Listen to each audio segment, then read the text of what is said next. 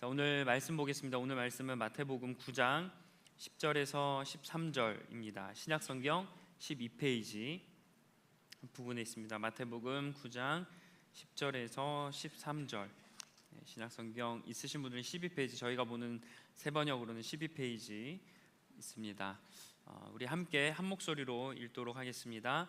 예수께서 집에서 음식을 드시는데 많은 세리와 죄인이 와서 예수와 그 제자들과 자리를 같이 하였다. 바리새파 사람들이 이것을 보고 예수의 제자들에게 말하였다. 어찌하여 당신네 선생은 세리와 죄인과 어울려서 음식을 드시오? 예수께서 그 말을 들으시고서 말씀하셨다. 건강한 사람에게는 의사가 필요하지 않으나 병든 사람에게는 필요하다. 너희는 가서 내가 바라는 것은 자비요 희생 제물이 아니다 하신 말씀이 무슨 뜻인지 배워라. 나는 의인을 부르러 온 것이 아니라 죄인을 부르러 왔다. 아멘. 자, 오늘은 사람을 피하지 말고 품어주면 좋겠다라는 이런 주제를 가지고 우리 함께 말씀을 나눠보겠습니다.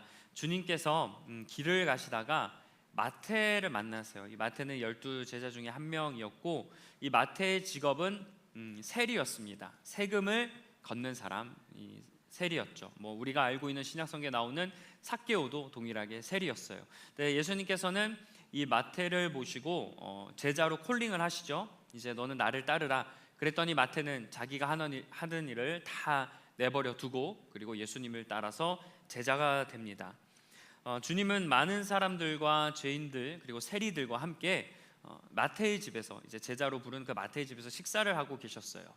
근데 이제 예수님께서 제자들, 세리들, 죄인들과 식사를 하는 그 모습이 불편했던 부류가 있습니다. 그게 바로 바리새인, 바리새파 사람들이에요. 바리새파 사람들이 주님이 세리들, 죄인들과 밥을 먹는 걸 보고 막 뭐라고 비판하십니다. 자, 왜 그러면 세리들과 죄인들과 밥을 먹는 게 비판받을 만한 일인가? 이 비판받을 만한 그 당시의 사회적 배경을 우리가 조금 이해할 필요가 있어요. 왜냐하면 죄인들이야 당연히 죄를 지은 사람이니까 사람들에게 인식이 안 좋았겠죠. 근데 이거는 이해할 수는 있는데 세리가 왜 비판을 받아야 되는가? 자, 세리들은 세금을 징수하는 일을 했는데 당시의 세리들의 인식이 약간 그 로마의 앞잡이 같은 느낌이었어요. 그리고 세금을 걷어야 될 금액이 있을 거 아니에요. 딱 그 정도 금액만 거두면 괜찮은데 이 세리들이 자기들의 이익을 얻기 위해서 했던 방법이 뭐냐면 걷어야 될 세금보다 더 많은 돈을 거두는 겁니다. 그러니까 착취를 하는 거예요. 예를 들어서 내가 몇십만 원만 이렇게 세금을 내면 되는데 이 세리가 갑자기 나한테 몇십만 원이 아니라 몇백만 원의 그런 세금을 징수하는 거예요. 그럼 근데 그거를 어쩔 수 없이 내야 했습니다. 자, 이렇게 세리는 그것으로 자기의 배를 불려 나갔어요. 그러다 보니까 당연히 당시 사람들에게 세리와 죄인들의 인식은 좋지 않았습니다. 자, 그럼 바리새파 사람들이 왜 이들을 비판을 했냐면 바리새파 사람들은 이런 마음이 있었어요. 자신들이 거룩해지기 위해서 죄를 지은 죄인들 그리고 부당한 이 세리들과는 어울리면 안 된다라는 인식이 있었습니다. 그러니까 이들과 함께 한다는 것은 곧 어떤 뜻이냐면 내가 부정해진다라는 의미였던 거예요. 그러니까 율법적으로. 그러다 보니 예수라는 사람이 죄인들과 세리들과 밥을 먹는다? 이거는 이 사람은 거룩하지 않다라는 그런 의미를 보여준 거기 때문에 이 바리새파 사람들은 예수님을 비난했던 겁니다. 자, 이 비판을 들은 주님은 그 비판을 들으면서 이렇게 말씀하세요. 건강한 사람에게는 의사가 필요하지 않다. 병든 사람에게 의사가 필요하다. 그렇죠. 물론 우리가 건강하면 검진을 받으러 가긴 하지만 사실 병원에 가는 사람들은 대부분 아프기 때문에 뭔가 의심이 되거나 어려움이 있기 때문에 병원에 가지 않습니까? 그래서 이 의사는 병든 사람에게 필요하다는 거예요. 그러면서 예전에 그 구약 성경에 있는 그런 말씀을 한 가지 이야기하십니다. 나는 그 개역 개정에서는 긍휼을 원하고 제사를 원하지 않는다라고 표현을 했는데 어쨌든 나는 자비를 원하지 희생 제물을 원하지 않는다라고 말씀하세요. 그러면서 이 말씀이 너희들 무슨 뜻인지 바리새인들에 향해서 이거 제대로 공부 좀 하고 나한테 와서 이야기하라, 이런 식으로 오히려 약간 변명을 하는 게 아니고 책망을 하시는 거죠. 그러면서 마지막에 하셨던 말은 나는 의인을 부르러 온 게 아니고 죄인을 부르러 왔다라고 말씀합니다. 자, 이런 예수님의 이 말씀의 의미가 있어요. 그러니까 예수님이 내가 세리들과 죄인들, 너희들이 부정하다고 생각하는 사람들과 밥을 먹는 이유는 내가 그러기 위해서 왔다는 겁니다. 그렇게 예수님이 말씀하시면서 오늘 이야기는 이렇게 마무리가 돼요. 자, 저는 이 본문의 말씀을 보면서 두 가지 모습이 대조되었습니다. 거룩해져야 한다는 명목하에 세리들과 죄인들을 피하는 바리새인들의 모습과 그럼에도 불구하고 그들을 품어주기 위해서 사랑으로 함께 식사하는 주님의 모습, 이 두 부류의 모습이 비교가 되었어요. 그러면서 저도 참 개인적으로 많은 생각들을 하게 됐습니다. 왜냐하면 저는 티를 내지 않을 수는 있지만, 제가 의식대로 하지 않았을 수도 있지만, 혹시 나도 어떤 내 기준과 내 판단에 의해서 사람의 부류를 나누고 있지는 않을까라는 생각을 좀 하게 됐어요. 근데 이게 그냥 단지 그 사람을 내 마음으로 생각하는 것 말고, 뭐 밥을 먹거나 어디를 행동을 하거나 어디를 같이 가야 될 때 바리새인들처럼 어떤 내 기준과 항목을 세워서 피하는 사람이 있고, 또 뭐 이게 맞다 아니다라고 그런 행동을 하면서 사람들과 거리를 두는 모습이 내 안에 있지는 않았을까라는 생각이 들더라고요. 그러면서 한번 우리의 모습도 같이 좀 돌아보았으면 좋겠습니다. 우리도 오늘 혹시 바리새인들처럼 나도 내 기준과 거룩해야 된다는 이유, 또는 신앙이라는 이유 때문에 또 내 기분과 내 어떤 상황을 좀 배려받기 위해서 사람을 가리고 있지는 않은가? 아니면 예수님처럼 그럼에도 불구하고 사람들에게 손가락질 내가 받는다 할지라도 약자와 어려운 사람들, 그리고 분명히 죄를 지었거나 부당한 일을 하는 사람이라 할지라도 그들을 외면하지 않고 그래도 함께 그들과 있으려고 하는 사람인가? 나는 지금 어떠한 관계를 맺고 있는가? 한번 우리가 돌아보았으면 좋겠습니다. 대부분의 사람들은 어떤 공통점을 갖고 있고 내가 생각할 때 부합되는 점이 있어야 관계를 맺어요. 그렇지 않은 사람들과는 자연스럽게 거리를 둡니다. 자, 여러분이 지금 한번 내가 관계 맺는 사람들은 과연 어떤 부류의 사람인지 한번 좀 돌아보셨으면 좋겠어요. 내가 지금 친한 사람들, 그게 친구이거나 아니면 직장 생활에 있는 사람이거나 아니면 뭐 단체 생활을 하는 곳이든 내가 관계 맺고 지금 나와 점심을 같이 먹으러 간다던가 나와 뭐 대화를 한다던가 내가 필요할 때 같이 뭘 사거나 뭘 보러 가는 사람들의 부류가 과연 오늘 그 예수님과 바리새인 모습으로 비교해 봤을 때 어떤 부류의 모습을 내가 가지고 있는지 한번 우리가 이 시간 좀 돌아보았으면 좋겠습니다. 근데 어떻게 보면 거룩하기 위해서 사람을 좀 이렇게 피하는 게 맞는 것처럼 보일 수가 있어요. 어떻게 보면 피하는 것 자체가 무조건 나쁜 건 아닙니다. 왜냐하면 이게 신앙이 있는 사람에게 나타나는 특징 중에 하나가 이게 좀 구별하는 거예요. 왜냐하면 이제 거룩의 개념과 죄의 개념이 생겼거든요. 그러다 보니까 내가 죄가 있는 거는 멀리해야 되고 거룩한 자리만 찾게 됩니다. 근데 이거는 이제 신앙이 처음 생기고 조금 이제 하나님을 알아가는 단계에 생기는 거예요. 그러다 보니까 깨끗한 거만 찾고 부당한 거는 일부러 거리를 둡니다. 그러나 이런 모습이 신앙의 전부는 아니라는 거예요. 신앙의 그런 전부는 아니고 여기서 신앙이 더 깊어지면 어떤 모습을 보이냐면 죄를 피하려는 본능을 넘어서 주님의 모습을 본받는 삶을 살아갑니다. 그냥 단지 더럽고 깨끗한 요 개념을 가지고 내가 행동하는 게 아니고요, 그걸 넘어서 예수님처럼 따라 살아가는 게 신앙이 깊어지는 단계에서 나타나는 겁니다. 그렇다고 해서 주님께서 죄를 인정하거나 눈감아 주셨던 건 아니에요. 잘 기억해야 되는 건 예수님께서 가늠한 여인에게 하셨던 말씀 아시죠? 나는 너를 정죄하지는 않는다. 그러나 다시는 죄를 짓지 말라고 하셨습니다. 자, 여기서 알 수 있는 건 주님은 죄는 미워하셨어요. 그러니까 죄를 짓는 것에 대해서는 뭐라고 하셨습니다. 하지만 예수님은 죄인은, 그러니까 사람은 정죄하거나 피하거나 책망하지 않으셨다는 겁니다. 죄는 미워하되 사람은 미워하지 않는 거였죠. 근데 우리는 죄도 미워하고 사람도 죄인도 미워할 때가 있어요. 그러나 주님은 분명하게 죄는 미워하지만 사람은 미워하지 말라. 자, 이 예수님의 말씀과 행동을 또 이해하고 그렇게 좀 전달했던 사람이 있습니다. 이게 유다라는 사람이에요. 가룟 유다가 아니고 예수님의 형제였던 유다가 유다서에서 이런 말씀을 기록했습니다. 이렇게 권면합니다. 유다서 1장 23절을 보면 이렇게 말씀해요. 또 어떤 부류의 사람들에 대해서는 그들을 두려운 마음으로 동정하되 그 살에 닿아서 더럽혀진 속옷까지도 미워하십시오. 자, 이상해요. 동정을 하는데 미워하래요. 자, 이게 어떤 의미냐면, 자, 이 유다서를 쓸 당시에는 거짓 선지자들, 이단들에 빠져 있는 사람들이 되게 많이 있었어요. 그러니까 이 말씀이 어떤 의미냐면, 이단에 빠져서 죄 짓는 사람들, 이 죄인에 대해서는 동정은 하지만, 그들을 두려운 마음으로 동정은 하지만, 그러나 주의하라는 거예요. 그들의 죄까지는 동정하지 말라는 겁니다. 죄는 반드시 미워하라, 이렇게 말씀하는 거예요. 이게 바로 이 뜻입니다. 그런데 이 말씀처럼 아까 제가 얘기했지만 죄는 미워하고 사람은 품어줘야 되지만 죄도 미워하고 사람도 미워하거나, 혹은 죄는 품어요. 그러니까 사람은 품어요. 죄인은 품지만 또 반대로 죄도 품으려는 사람이 있어요. 이런 거예요. 저 사람이 좀 안타깝고 불행해서 그 사람을 품어줘요. 근데 문제는 그 사람의 이제 뭐라 했어요? 죄는 미워하라고 했잖아요. 그 사람이 무엇이 잘못됐고, 자, 이게 왜 이렇게 거룩하지 않는 것에 대해서는 권면을 하고 가르쳐 줘야 되는데, 그런 것 없이 그냥 죄까지도 다 품으려고 하는 모습들이 있어요.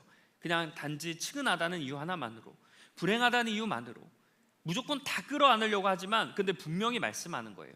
죄는 미워하되 죄인은 품어주라.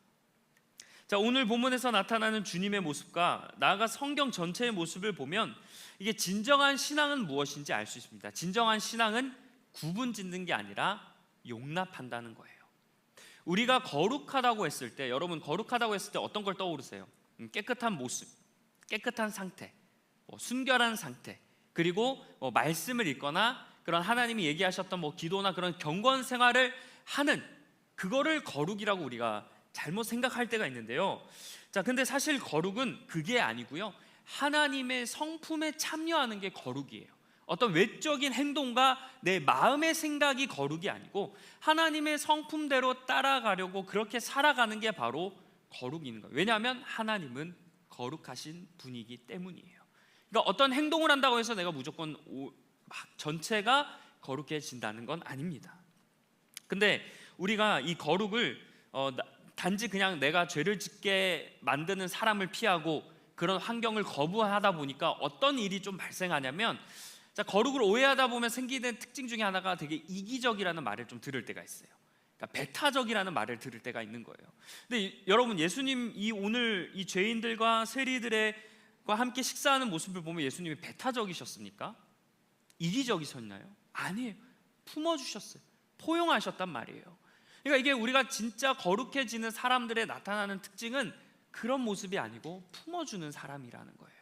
근데 우리가 거룩에 대해서 단지 어떤 행동과 생각과 말, 그걸로 그냥 나만 이렇게 되는 상태에만 생각하다 보면 우리가 거룩에 대해서 오해할 때가 있다는 겁니다. 진정한 거룩은 주님이 죄인을 사랑하셨던 그 마음을 본받는 거예요. 주님이 죄인들을 회복하셨던 그 행동대로 나도 따라서 행동하는 겁니다. 더러운 것들을 깨끗해하고 선하도록 바꾸셨잖아요. 주님이 하지 말라고 하셨잖아요. 그것처럼 우리도 때로는 용기 내서 죄를 짓는 사람에게 그건 잘못됐다, 거룩하고 의로운 길로 오라고 권면할 수도 있어야 합니다. 사도 바울과 유다서, 예수님 성경엔 다 그런 권면하는 내용이잖아요. 악에서 멀리하라고, 죄를 짓지 말라고. 우리도 마찬가지로 단지 그 사람이 죄를 짓는 모습을 보면서 묵인하거나 방관하는 게 거룩한 게 아닙니다. 그걸 보고 용기 내어 말을 해줄 수 있어야 되는 거예요. 주님이 그렇게 말씀하셨기 때문인 거예요. 주님께서 또 이런 말씀을 하셨어요. 나는 희생제물이 아닌 그 자비를 원한다. 그러니까 긍휼을 원하지 내가 제사를 원하지 않는다. 이 말씀을 들어보라고 했잖아요. 여러분, 이 말씀을 하신 이유가 있어요. 이 말씀이 어떤 의미냐면, 나는 율법적인 어떤 행동, 겉으로 보이는, 그러니까 외식하는 그런 의식과 그런 모습을 내가 중요하게 여기는 게 아니고, 나는 사랑, 자비, 이런 걸 원하신다는 거예요. 주님이.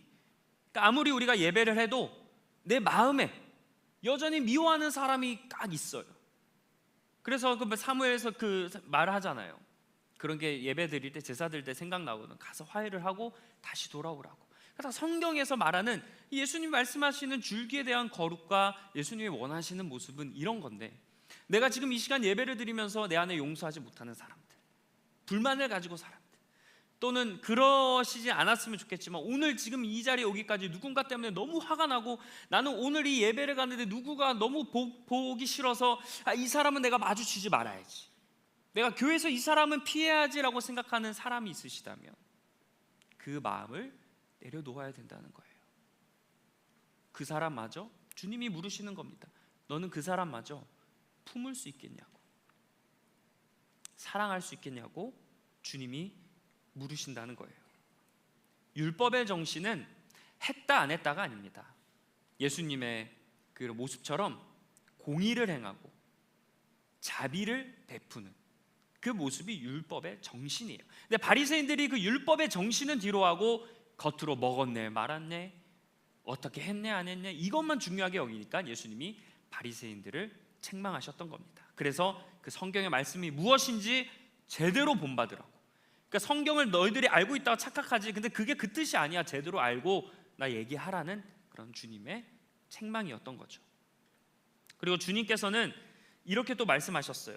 나는 의인을 부르러 온 게 아니고 죄인을 부르러 왔다는 겁니다. 그러니까 예수님께서는 그냥 죄인이 딱 가시다가 죄인이 보여서 죄인이네 치료해줘야지, 뭐 용서해줘, 이게 아니고 죄인을 부르러 왔대요. 나한테 다 죄인들을 오라는 거예요. 그러니까 찾아 나서신 거죠. 여러분 혹시 명탐정 코난이라는 뭐 만화책으로 보신 분들고 애니메이션 보신 분들도 있고 혹시 아시는 분들 계실 텐데, 저 이게 어렸을 때부터 저는 약간 의문이었어요. 왜냐하면 명탐정 코난이 가는 곳마다 항상 사건이 터져요. 살인 사건이 벌어지거나 뭐 어디 그냥 저 황당했던 게 기억이 아직도 나는 게 무슨 해변가에 놀러 갔거든요. 놀러 갔는데 거기서 무슨 또 사건이 터졌어요. 마찬가지예요.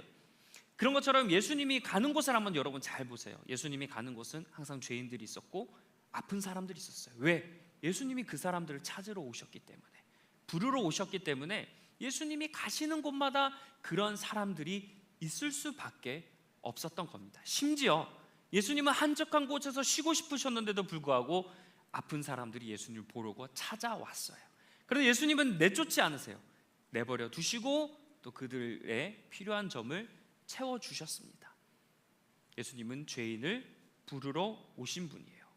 자, 그런데 때로는 우리는 예수님의 모습과 좀 반대로 거룩한 사람만 찾을 때가 있어요. 그러니까 의롭고 선한 사람, 옳게 행동하는 사람, 신앙적으로 존경하는 사람들만 우리는 그런 사람들과 관계를 맺으려고 합니다. 그러니까 바리새인들이 내 믿음을 위해서 죄인을 피하려고 했던 거, 그러니까 잘못된 믿음이었죠. 죄인을 피하려고 했던 것처럼 나도 어떻게 나에게 그런 안 좋은 영향을 주는 사람들을 의도적으로 피하려고만 한다는 거예요. 불편한 사람들은 거리를 두고 뭐 이렇게 좀 죄를 짓고 더러운 사람들은 아예 외면하는, 주님이 오면 받아주시려고 오셨다고 하는데 나는 찾아가지도 않고 나에게 찾아오는 사람마저 손절할 때가 있다는 겁니다. 왜냐하면 내가 죄로 오염이 들까봐, 또는 내가 어떤 좀 실수를 하게 될까봐, 여러 가지 이유로 내가 그 사람들과 거리를 두게 되는 거예요. 근데 제가 아까 말씀드린 대로 첫 번째 나타나는 신앙의 특징은 이럴 수는 있어요. 거룩과 죄의 개념이 생기기 때문에. 그러나 이제 그게 생겼다면, 거룩과 죄의 개념이 생겼다면 그 사람은 이제 더 나아가서 어떻게 돼야 되냐면, 거룩한 사람만 찾지 말고 불행하고 안타깝고 죄를 지는 사람마저도 관계 맺고 품을 수 있어야 되는 겁니다. 여러분 주변을 보세요. 나와 아까 관계 맺는 사람들 한번 보세요. 여러분이 찾는 사람도 거룩한 사람들만 찾겠지만 여러분을 따르는 사람, 그러니까 여러분이 찾는 사람 말고 여러분을 따르는 사람들이 어떠한 사람들이 있는지 한번 보셨으면 좋겠어요. 진짜 도움이 필요한 사람, 심령이 가난한 사람, 불행한 사람, 아픈 사람, 이런 사람들이 여러분을 따라다니십니까? 만약에 진짜 따라다닌다면 그분은 예수님과 같은 삶을 살아가는 거죠. 왜냐하면 예수님 곁에 항상 그런 사람들이 따라다녔으니까요. 근데 내 곁에는 그런 사람들이 아니고 세상적으로 화려해 보이는 사람, 뛰어난 사람, 물론 그런 사람도 관계를 맺어야 되겠죠. 그런 사람들과 아예 관계를 맺지 말라는 건 아닙니다. 근데 동시에 그런 모든 사람들과 내가 관계를 맺고 그런 모든 사람들이 또한 나를 따라오느냐, 이 부분으로 우리가 같이 바라보자는 거죠. 그러다 보니까 어떻게 보면 내가 경건하고 주님을 따라 살아간다고 생각했을 때 나타나는 특징이, 나는 예배만 잘 드리면 돼, 예배만 더 많이 드리고 예배만 집중하면 내가 신앙생활을 잘하고 있는 거라 생각해요. 이제는 내가 더 이상 세상 친구들과 관계를 끊고 교회 사람들과만 내가 잘 지낸다, 그러니까 나는 나이스한 신앙인이 되었다. 오늘 이 주님의 모습의 관점으로 보면 그게 과연 주님의 모습일 수 있을까요? 오히려 그렇게 예수님을 알지 못하고 세상적으로 빠져있는 사람들과 함께하면서 그들을 품어주고 그들에게 용기 내서 주님이라는 이름 한번 외쳐보는 게, 그게 과연 주님의 모습이 아닐까요? 경건한 활동을 내가 많이 하면 내가 하나님의 말씀대로 잘 살고 있는가? 근데 주님이 이렇게 말씀하셨어요. 나는 자비를 원하지, 희생 제물, 제사를 원하지 않는다. 예배 가운데 오는데 내가 긍휼을 베풀지 않고 왔다면 그게 과연 경건한 예배자의 모습일까? 오늘 이 말씀을 가지고 우리의 삶을 돌아보았으면 좋겠습니다. 주님은 분명하게 말씀하세요. 구별하지 말고 용납해라. 선을 긋지 말고 손을 잡아주라고 우리 주님이 말씀하십니다. 근데 여러분, 저도 마찬가지고 이렇게 사는 게 사실 정말 힘들잖아요. 어떻게 사람들을 다 품어주고 내가 보기 싫고 진짜 피하고 싶은 사람마저 내가 어떻게 그들을 용납할 수 있겠어요? 당연히 너무나 어려운 일입니다. 가정에서부터, 교회에서, 직장에서, 학교에서, 단체 생활하는 여러 사람들이 모인 무리에 항상 나와 안 맞는 사람이 한 명쯤은 있을 수 있잖아요. 그런 상황에서 내가 어떻게 그런 사람들마저 내가 용납하고 포용할 수 있을까? 거기에는 여러분 몇 가지 필요한 마음들이 있다는 겁니다. 말씀에서 말하는 몇 가지, 그런 성경에서 말하는 몇 가지 마음들이 있어요. 그 중에 먼저 첫 번째가 오늘 주님이 말씀하셨던 긍휼의 마음입니다. 긍휼의 마음. 여러분이 그러니까 피하고 싶은 사람을 여러분이 한 번이라도 긍휼한 마음으로 바라보라는 거예요. 그냥 저 사람 왜 저래? 왜 이렇게 귀찮게 해? 왜 이렇게 나를 힘들게 해? 이렇게 바라보지 말고 그 사람을 보면서 긍휼한 마음이 느끼셔야 돼요. 주님이 저 사람을 보면서 긍휼해야 하는 그런 영혼을 바라보듯이 나도 주님처럼 저 사람도 하나님의 은혜가 필요한 사람이겠구나, 그런 긍휼의 마음을 한번 가져보시면 그래도 내 마음에 그런 내 욕심에 드는 마음과는 다르게 행동할 수 있다는 거예요. 그리고 두 번째는 겸손한 마음입니다. 겸손한 마음이 있어야 돼요. 내가 저 사람보다 뛰어나니까 내가 너를 품어줄게, 내가 신앙이 더 크니까 내가 너를 그냥 이해해줄게, 그런 자세가 아니에요. 나도 예수님께 구원의 은혜를 받았고 죄의 용서를 받은 죄인이었, 나도 그런 은혜를 받았으니까 나도 그 주님의 사랑을 흘려보낸다는 그런 겸손한 마음이 있어야 됩니다. 근데 여러분이 피하는 사람들, 관계 맺기 싫은 사람들과 잘 보세요. 여러분 그 사람들과 대화하거나 그 사람들에게 행동할 때 절대로 겸손하게 하지 않을 겁니다. 교만하게 했을 거예요. 마음의 불평과 불만이 행동은 겉으로는 내가 밑에 있는 사람, 직급으로 따지면 밑에 있는 사람이고 나이가 어리면 겉으로는 막 이렇게 하겠지만 사실 속의 마음은 어때요? 겸손하지 못하고 교만하죠. 근데 그때 겸손의 마음을 품으라는 거예요. 그리고 중요한 것, 인내해야 됩니다. 인내. 품기 위해선 인내가 필요해요. 여러분, 우리 사람이 쉽게 변하지 않는다는 거 알고 있죠? 그거는 다른 사람을 보지 않아도 나 스스로를 봐도 사람은 쉽게 변하지 않는다는 것을 잘 느낄 수 있지 않습니까? 그러다 보면 좀 이런 마음이 들 때가 있어요. 그럼 도대체 언제까지 사람들을 품어야 되는가? 내 마음에 들지 않은 사람들, 그 사람들 내가 언제까지 용납해야 되는가? 이런 물음이 분명히 올 거예요. 근데 예수님께서 베드로에게 이런 말씀을 하셨죠.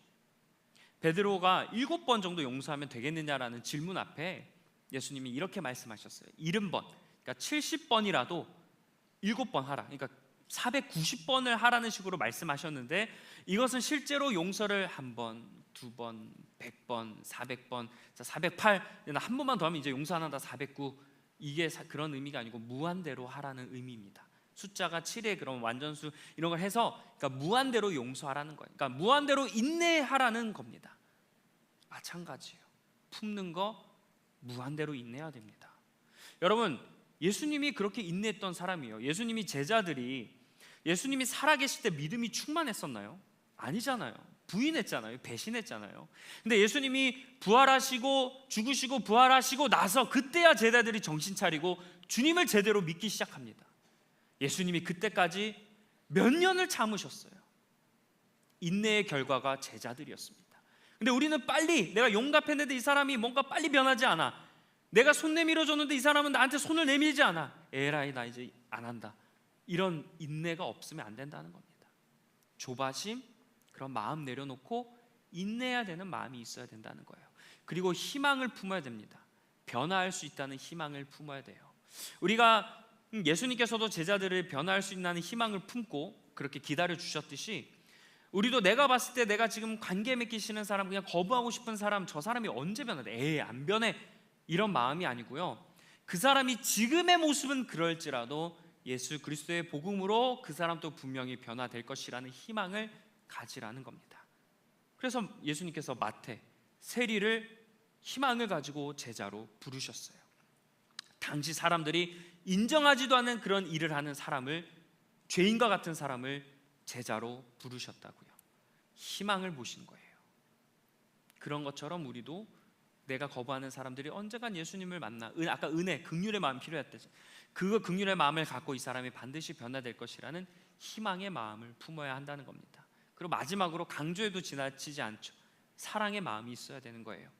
베드로가 이런 말을 했어요. 베드로 전서에서인가, 사랑은 허다한 죄를 덮는다. 그러니까 죄를 덮을 수 있는 건 사랑이라는 거예요. 사랑에는 여러 가지가 있겠죠. 그러나 분명한 사실은 내가 죄인을 용납하고 나를 어렵게 하는 그런 사람들을 용납하는 그런 일을 위해서는 사랑이 필요하다는 겁니다. 그래서 여러분, 내가 미워하는 사람들은 그냥 증오의 대상으로만 바라보지 마시고 한번 사랑의 대상으로 바라보세요. 사랑할 수 있어서 사랑하는 게 아니고 사랑할 수 없지만 사랑하는 게 예수님의 사랑입니다. 예수님이 우리를 보시고 만약에 인내하지 못하셨다, 사랑하지 않으셨다, 내가 쟤네들을 위해서, 저런 죄인들을 위해서 내가 와서 이렇게 해야 돼 라고 예수님이 그러셨나요? 인내하시고 사랑하시고 우리가 죄인으로 용서받고 언젠가 주님의 제자가 될 거라는 희망을 가지시고 긍휼의 마음을 갖고 인내하시고 겸손하셨기 때문에 예수님께서는 우리를 십자가에서 그런 희생을 감당해 내셨습니다. 그런 예수님의 마음이 있다면 우리도 무조건 불가능한 일은 아닐 수 있는 줄 믿습니다. 여러분, 우리가 교회에서부터 이런 일을 해봤으면 좋겠어요. 세상에 당장 나가서 세상에서 미워하는 사람들을 여러분 쉽게 품지 못할 겁니다. 우리가 교회에서부터 해보자는 거예요. 여러분, 우리가 교회에서 말할 때 지체들을 말할 때 교회에서 보통 누구누구님, 누구누구씨 이렇게 부르나요? 어떻게 부르죠? 형제님, 자매님이라 불러요. 왜 이렇게 형제님, 자매님이라 부를까요? 예수님께서는 주를 믿는 사람들은 다 형제요, 자매요라고 했기 때문에 형제나 자매로 우리가 부르는 거예요. 그리고 여기에는 의미가 있어요. 형제, 자매는 뭐냐면 가족이라는 거예요. 가족, 영적인 가족이라는 겁니다. 그러니까 우리가 영적인 가족인 우리가, 가족인 여기서부터 서로 품어줄 수 있어야 밖에 나가서 나와 피도 섞이지 않은 사람, 힘든 사람, 나를 싫어하는 사람, 미워하는 사람, 이런 다양한 사람들을 우리가 품어줄 수 있는 용기가 생길 수 있는 거예요. 그래서 교회에서는 단지 여러분 예배를 통해 하나님만 만나고 은혜만 받고 가시지 마세요. 사람들과의 관계를 통해서도 예수님을 느끼고 가시길 바랍니다. 그게 교회에서 또한 내가 누릴 수 있는 하나님의 은혜예요.